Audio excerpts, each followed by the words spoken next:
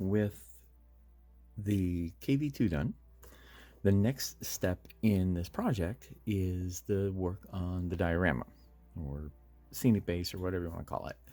I assume there's definitions for those. I'm just going to call it a scenic base and be done. But I will probably use those words interchangeably.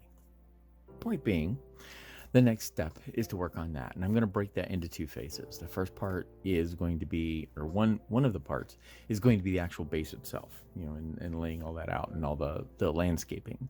Second piece is going to be this. I'm actually going to do figures. It's been a while since I've attempted to do people in this scale. I have been painting some 28 millimeter, and I'm hoping that perhaps some of the techniques I have learned to do those will translate well to this.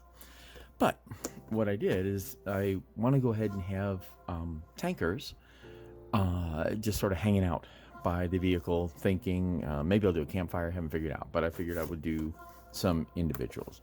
I saw this out on the interweb, so I picked it up for like a shekel or two. It was pretty cheap. I think it was like less than a shekel, and it looked kind of neat. As you look at the back, it's by MiniArt. This is made in Ukraine, and so you've got Ukrainian, Russian, and English, and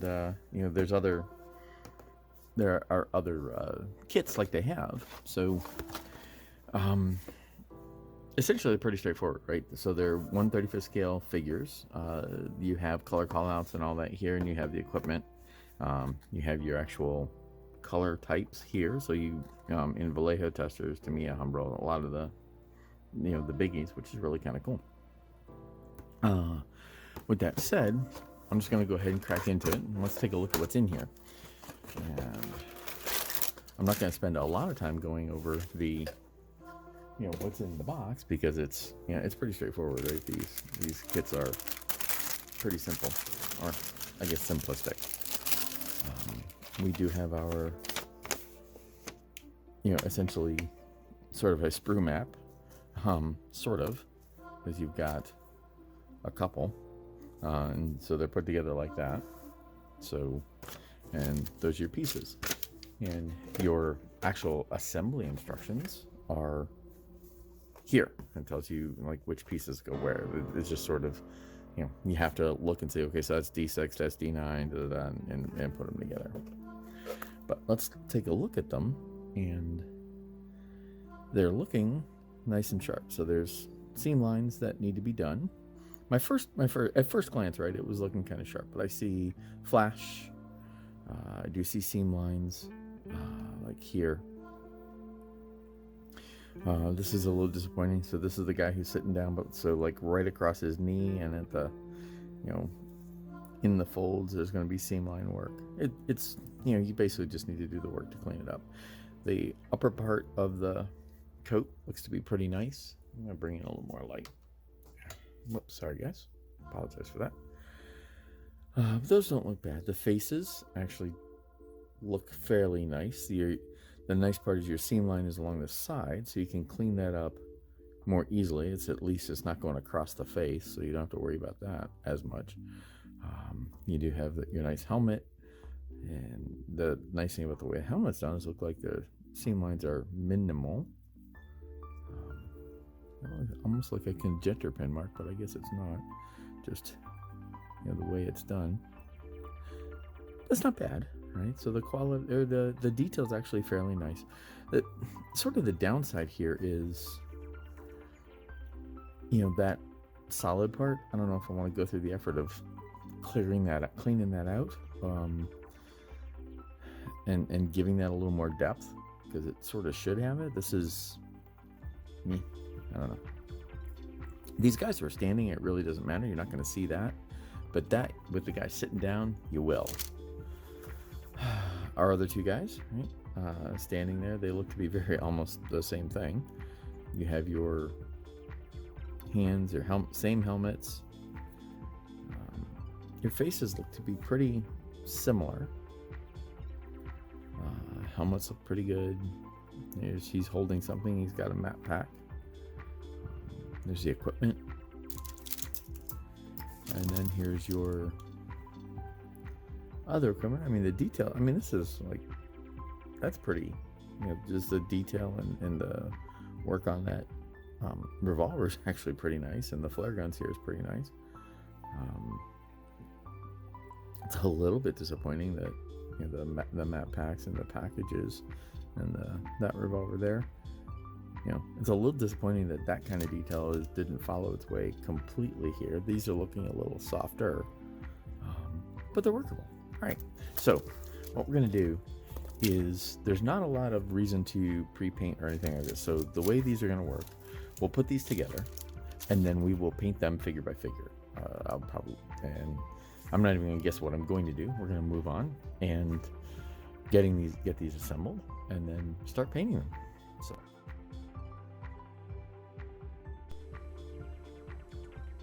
All right, so I could spend a lot of time going over all of the assembly of these, but there's really no point.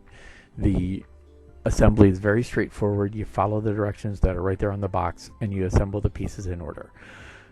It's nice because you also have color callouts at the same time. It's a non-issue, so feel free to, you know, just follow what's going on. You do need to spend the time though to clean up these seam lines. They will show up, especially when you do your weathering and shading and so forth.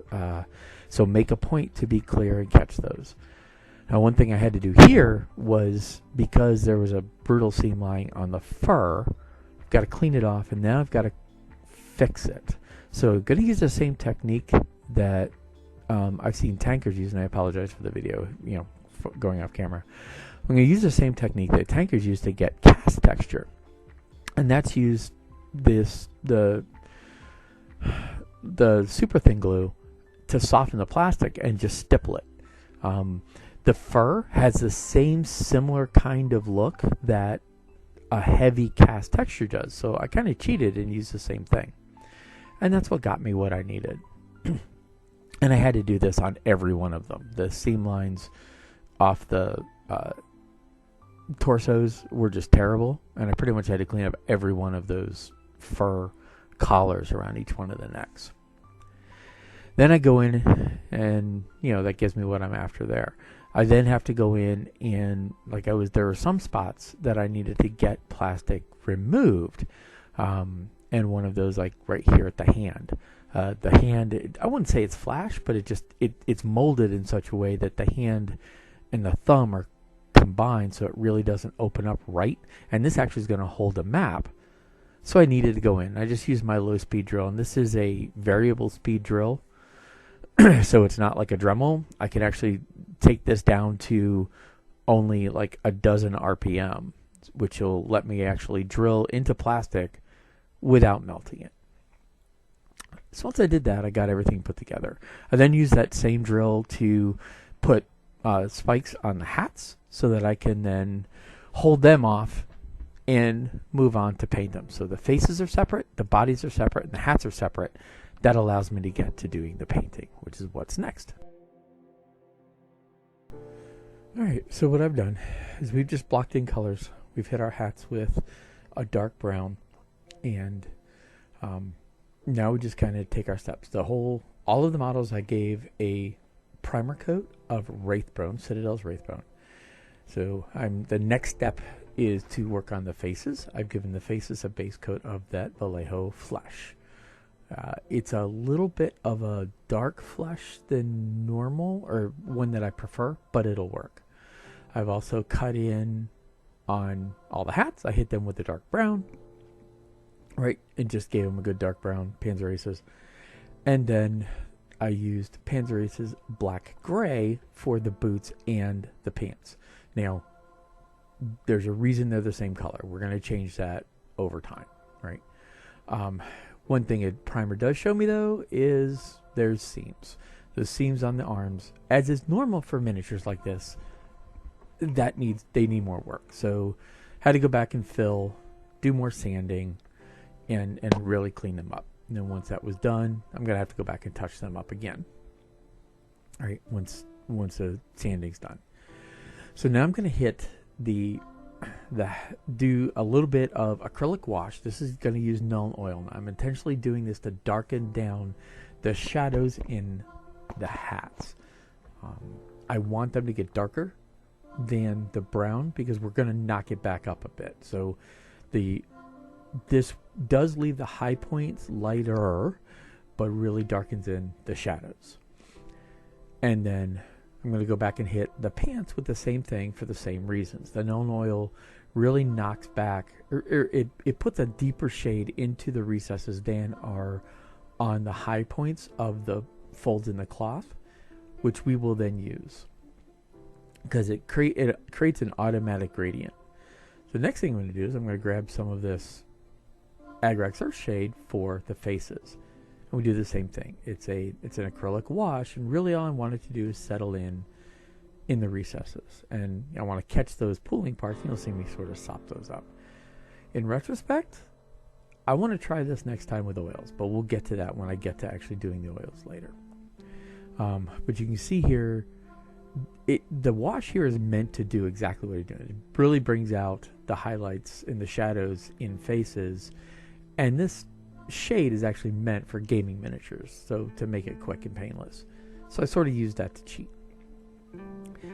Once all that, once the putty had dried and everything, the sanding was done, I had to go back and touch up the coat with a couple of coats of the Wraithbone from a hairy brush to fade in, what was shown from the all of the sanding and so forth, right? And again, that's one of the reasons I would choose to use a primer. And I apologize, I'm still working on getting video to focus correctly, so my apologies throughout this whole thing. But I use the primer and a hairy brush so that they will match. It's easier to do these touch-ups.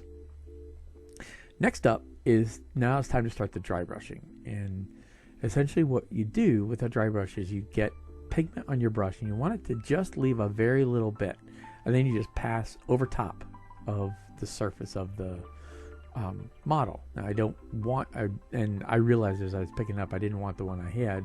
I have more control with this one. It's more furry. Ideally, makeup brushes are key. Now you can see how when you do that, when you do this pass, the light color hits just the raised edges. Now that's a way to highlight your raised detail.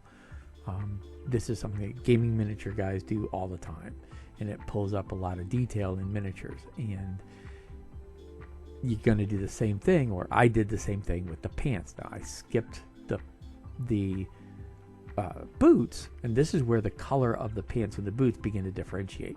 So I use gray. Again, I'm highlighting what this does. This hits the higher parts of the folds in the pants. Now the shade took the colors deeper, and this catches a blend. So you have sort of the Nuln Oil up to the black gray, now to this cobalt gray or basalt gray, and it's subtle. It actually is subtle at this scale, so it works.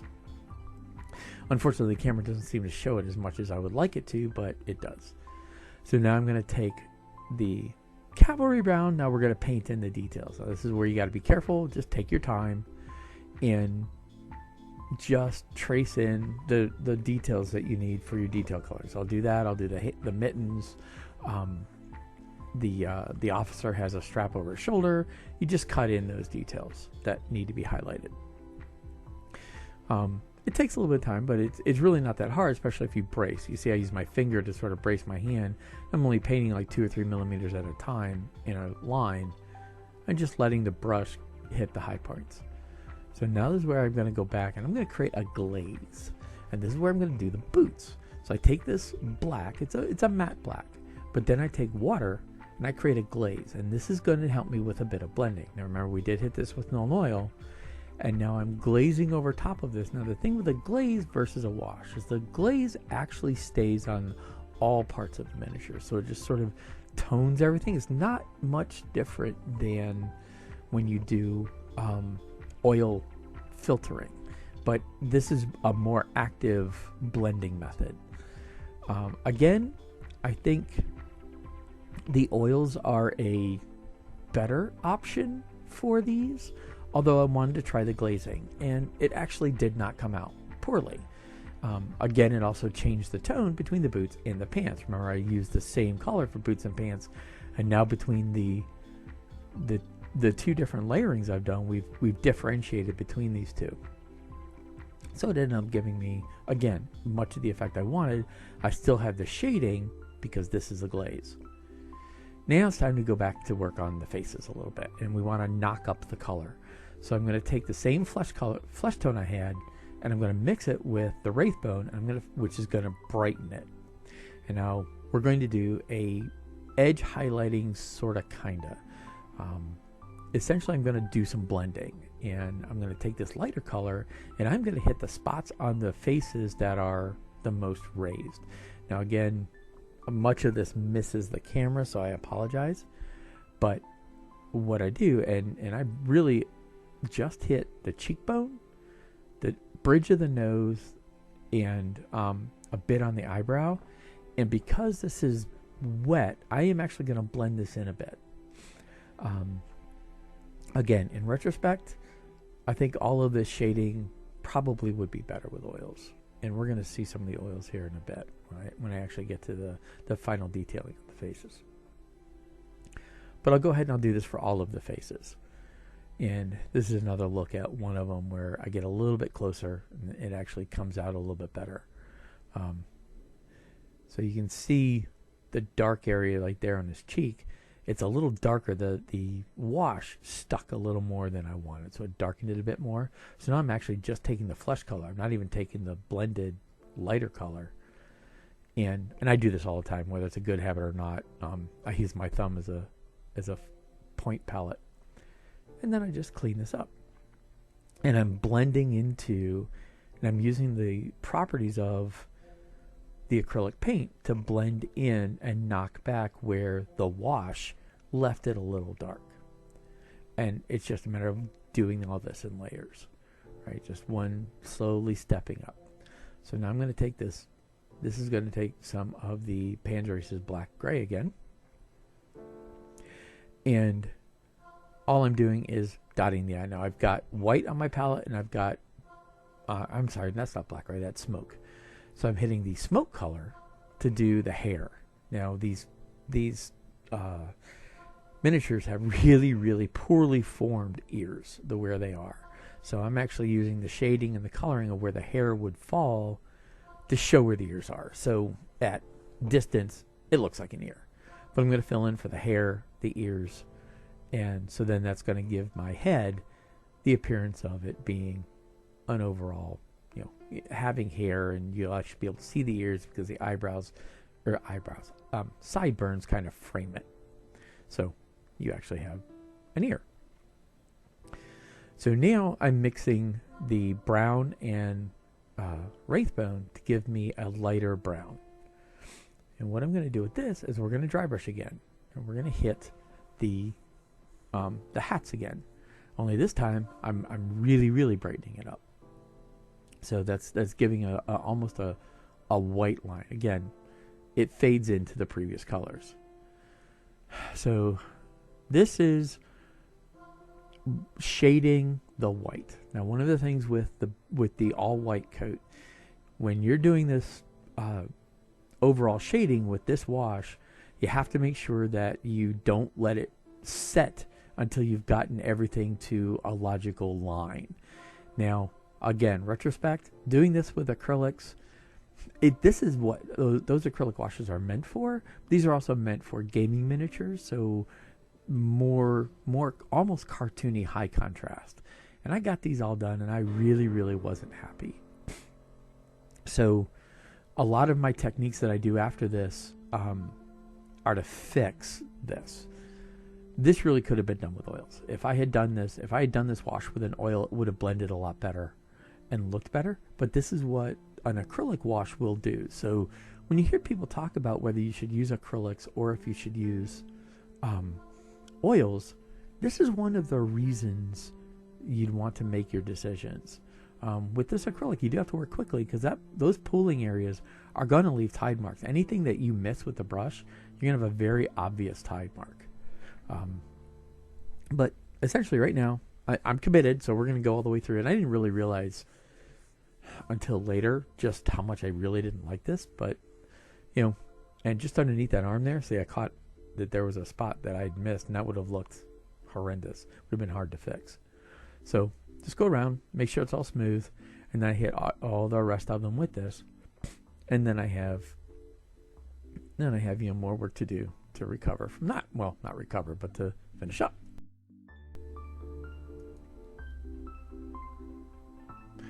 So I really didn't like how they looked. They came up a little darker than I wanted, so the only real fix is to back it down.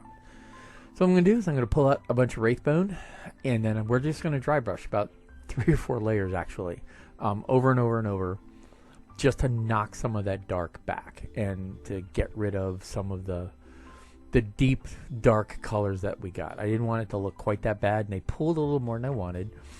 And that's just the difference of acrylics. So, like I said, wasn't quite what I wanted, but I'm going to try and make it work. And, I went about 3 or 4 times. And this is what I got after about 3 or 4 layers of dry brushing. And knocked a lot of that back, and now they look more like deep shadows. So with that said, now it's time to kick in the oils. And like I said, I really should have started with this step. These are the oils I use. This is my oil palette. Gamsol. This is the thinner that I use, and these are real cheap oil paints. And I have to put them out. I put them out about 4 or 5 hours previous to this. Dropped them on my palette, got some of that oil out, and so now I'm going to work from that. And really, what we're going to do is just like we've seen with everything else. It's just time to do blending, and this is really pretty much everything we're going to do is going to be the same thing we do with armor and everything else. We're just going to pull colors up and we're going to blend. So the first thing I'm going to do here is I'm going to fiddle with the colors of the on the faces, and I'm using the orange, and I'm using that rust, or not orange, but that reddish color mixed with the flesh tone, just to give some color, some rosiness, and blend in here, right? And then here in a moment I'm also going to give it all that does really is that blends some of the stuff from the acrylic out, and it really softens the edges of the two.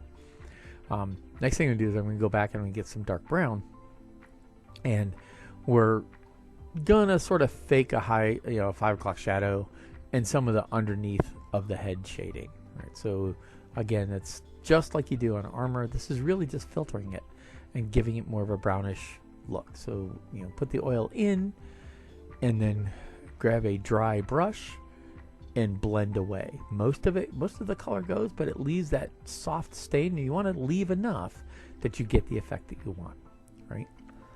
And that's pretty much what I do on all of the faces. I just kind of use that to get the shading. And now I'm going to repeat the same process on the coats, only this time I'm going to be using brown and white. So brown I'm going to put in where all the shadows are, and we're going to again accentuate the shadows and the dirt and soften it up with the dry brush to make it look like there aren't any harsh lines. That's the real benefit to oils versus these acrylics. The acrylics really leave a harsher line, and blending's much harder. And then lighten everything up, your upper layers, to kind of give a zenithal highlight with the white, just with the white color, and that's going to soften all this up. And again, I lay this over top of all of the other colors that we have. This is something I should have done. Again, something I should have done right at the beginning is drill out these heels and put in some stands. And really, that's what's these little wire prongs are going to hold it in place on the base, but I also could have used that to hold them while I was doing the painting. I really should have done that from the beginning. But again, drill, super glue, and then just put them into the base, and now I have a real nice extra, now I have a nice way to hold them. And then finish putting them together. Get it's just really model glue and patience, and also kind of pay attention to the pose, right? So I'm going to have these two talking to each other, so the angle of their heads matters. Well, it will. And then finally, I went ahead and added a map. So this is just an extra detail. I printed a map on paper, and then I just glue it on his base, or on the captain's little folder there. It's really cool because the color printer will actually give me a map that will work. So then I just make it so that it fits this guy. I want to make sure that it fits. And again, I apologize for the framing. This is something I'm still working on. But I get it to where I want. And then if I need to go back, which I did, and trim it up, I'm cutting out where his thumb goes. And that thumb sort of would be laying over top of this. But because I've already glued it on, I kind of needed to make this fit in around. And there's enough overhang of the TC's thumb that this will actually fit in there, and just use PVA glue, stick it in, and fold it over, and it ends up giving the look I want. And that's it. So with that, we are calling them done. Again, it's really I struggle with the video, so I appreciate you watching. I hope this was helpful and informative on the way I'm going to do miniatures. I am looking forward to doing some more. And sort of improve on these techniques. But again, I'm learning, so please feel free to offer up suggestions. I appreciate everybody watching. Thank you very much. And as always, happy modeling. Thank you.